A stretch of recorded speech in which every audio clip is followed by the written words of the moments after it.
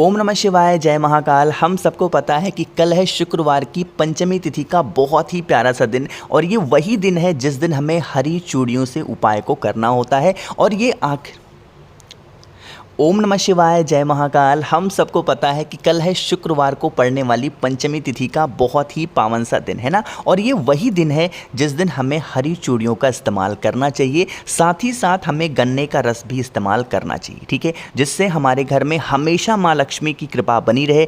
कभी भी धन संपदा को लेके हमारे घर में कोई भी प्रॉब्लम ना हो, जो कि पूज्य गुरु जी की कथा से सुन के बहुत अच्छे से आपको समझाऊंगा, ठीक है। लेकिन गन्ने का रस ना हो तो क्या करेंगे और इन हरी चूड़ियों का इस्तेमाल कैसे करना है इसकी बात करेंगे। तो वीडियो को पूरा देखिएगा, बीच में छोड़िएगा नहीं, बिल्कुल, ठीक है ना। चलो समझते हैं। देखो, 2 दिन ऐसे होते हैं कि जब भी हमें महादेव की पूजन करनी चाहिए तो हमें हरी चीज़ों का इस्तेमाल करना चाहिए। जैसे चाहे तो हरी चूड़ियाँ पहन लो, हरा शर्ट पहन लो, हरी साड़ी पहन लो, कुछ भी, चाहे वो सोमवार का दिन हो या शुक्रवार का। आपको ये भी पता होगा कि जो माँ पार्वती हैं, माँ लक्ष्मी का ही स्वरूप मानी जाती हैं, पता है ना आप सबको। तो हमें 2 दिन इसका इस्तेमाल करना चाहिए। चाहे तो आप हरी चूड़ियाँ पहन लिया करो, एक ही चूड़ी डाल लो, या फिर आप चाहें तो साड़ी पहन सकते हैं, शर्ट पहन सकते हैं, जो भी, जैसे भी आप कुछ भी पहनते हो, बट उसमें हरी चीज़ों का इस्तेमाल करना चाहिए। अगर आपने ध्यान दिया होगा कि जो भी बहुत बड़े लोग होते हैं ना, वो दिन के हिसाब से कपड़े पहनते हैं, जिससे उनके ग्रह जो होते हैं ना अनुकूल होते हैं। तो हमें भी शुक्रवार के दिन जब भी उपाय करना चाहिए या फिर सोमवार के दिन, तो हरी चूड़ियाँ या फिर हरी चीज़ों का इस्तेमाल करना चाहिए। अब कल है शुक्रवार की पंचमी तिथि, यानी कि हमें हरा कुछ ना कुछ तो पहनना है। साथ ही साथ हम लोगों को जो गन्ने का रस है उसका भी इस्तेमाल करना है। जो बार बार गुरुजी कहते हैं कि 3 महीने में आप करोड़पति बन सकते हो, है ना। सुना है ना आप लोगों ने कई बार गुरुजी की कथा में।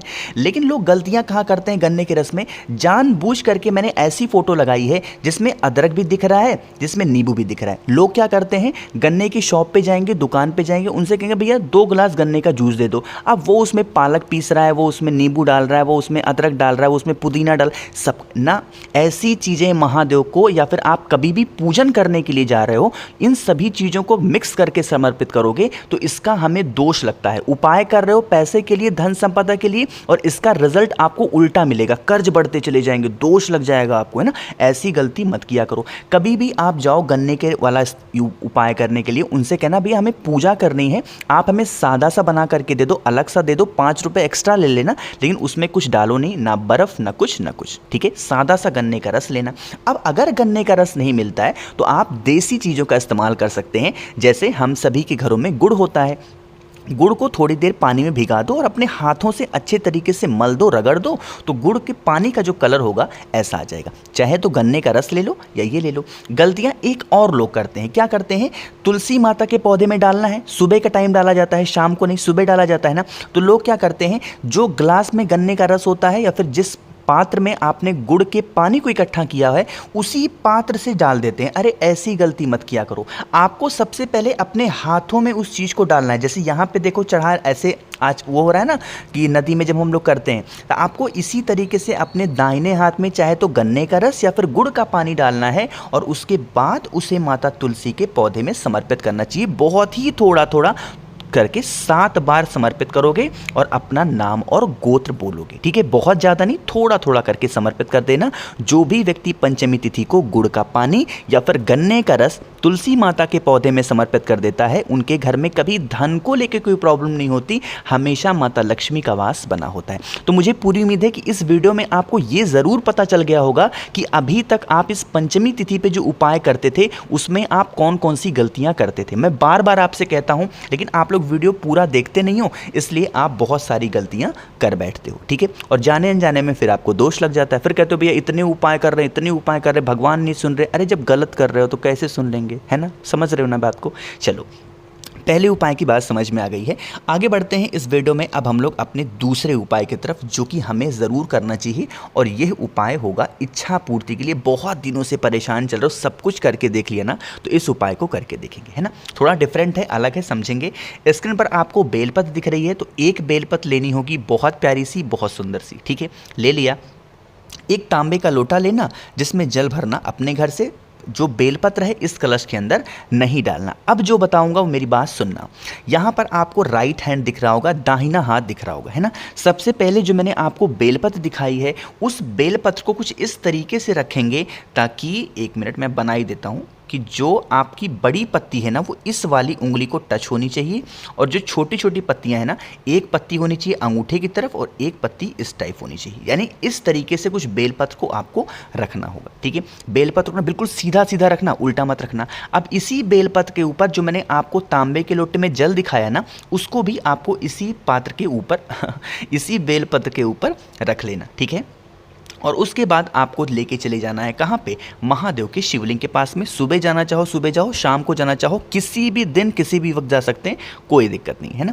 फेस रखेंगे उत्तर दिशा, नॉर्थ डायरेक्शन। सबसे पहले उस जल को अपने बाएं हाथ में पकड़ेंगे, अपने लेफ्ट हैंड में पकड़ेंगे और दाहिने हाथ से बेलपत्र महादेव के शिवलिंग के ऊपर समर्पित कर देना, ठीक है। किसका स्मरण करोगे, श्री शिवाय नमस्तुभ्यम का ध्यान करेंगे। इतना काम कर लिया। अब एक चीज़ का ध्यान रखेंगे, जो आपके पास में जल है ना, उस जल को आपको बेलपत्र के ऊपर समर्पित नहीं करना है, हमें खुश करना है इस उपाय में माता अशोक सुंदरी को। क्यों? क्योंकि ये भोलेनाथ की सबसे छोटी पुत्री, सबसे प्रिय पुत्री है ना। तो आपको इन्हीं के स्थान पे पूरा का पूरा जल श्री शिवाय नमस्तुभ्यम का ध्यान करते हुए समर्पित करना, माता से विनती करना, प्रार्थना करना कि हम लोग बहुत दिनों से परेशान हैं, हमारी ये इच्छा है, हमारी ये विश है, पूरी नहीं हो रही है, आप हमारी इस इच्छा को पूरी करें। अपने अकॉर्डिंग प्रार्थना करना और उसके बाद आप अपने घर की तरफ जा सकते हैं। करके देखिएगा, आपकी कोई भी पुरानी, बहुत पुरानी इच्छाएं होंगी, सारी विशेष, सारी इच्छा आपकी पूरी ज़रूर होगी, ठीक है ना।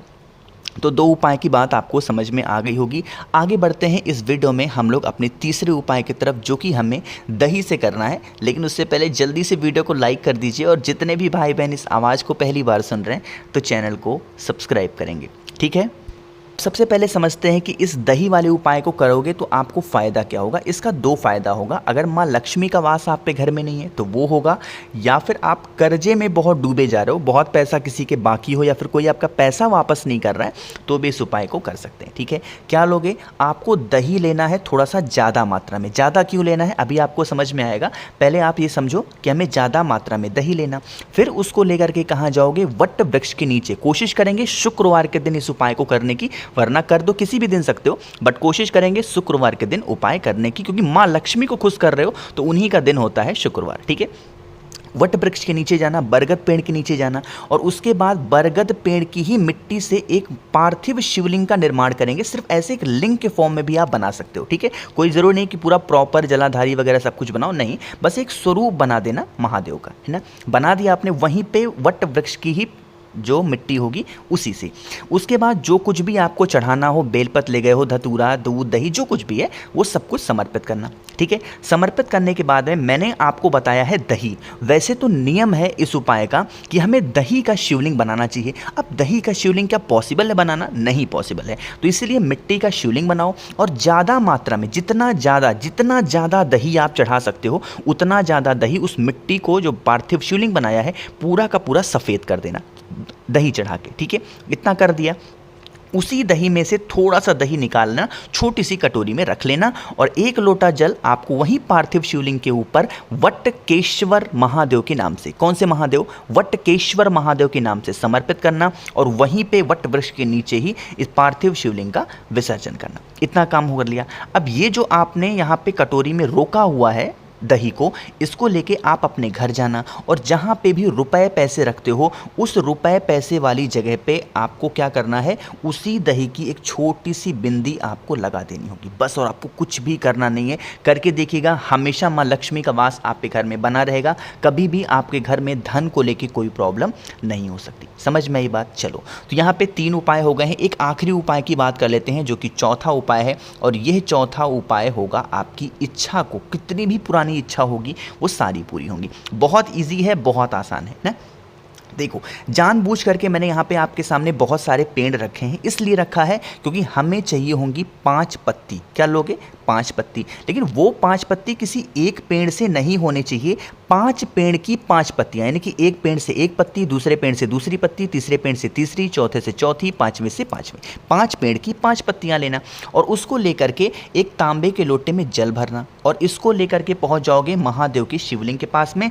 पहुँचते ही सबसे पहला काम करेंगे, 1 लोटा जल महादेव के शिवलिंग के ऊपर समर्पित करेंगे, श्री शिवाय नमस्तुभ्यम का ध्यान करते हुए, है ना। आपके पास में 5 वृक्ष की 5 पत्ती पत्तियां हैं। जो भी आपकी कामना हो, जो भी आपके विशेष हो, जो भी आपकी इच्छा हो, एक एक करके उस पत्ती को पूरे शिवलिंग के ऊपर आप रखते चले जाएंगे, कल्याणेश्वर महादेव का नाम लेके। कौन से महादेव? कल्याणेश्वर महादेव का नाम लेके रख देना। आपके घर में जितनी भी कोई भी प्रॉब्लम होगी वो ख़त्म होगी। और आप, अगर आपकी कोई इच्छा है बहुत दिनों से अधूरी है, तो आपकी विश, आपकी इच्छा भी पूरी ज़रूर होगी, है ना। कोशिश की है मैंने बहुत अच्छा, बहुत ही प्यार से आपको समझाने की। वीडियो पसंद आती हो तो लाइक ज़रूर किया करिए। मुझसे बातें करनी है तो इंस्टाग्राम या फेसबुक भी फॉलो कर सकते हैं, सर्च करेंगे द नेचुरल प्लैनेट 108। और जितने भी भाई बहन मेरी इस आवाज़ को पहली बार सुन रहे हैं, चैनल को सब्सक्राइब करिएगा। और हाँ, वीडियो को लाइक ज़रूर करना है। ओम नमः शिवाय, जय महाकाल।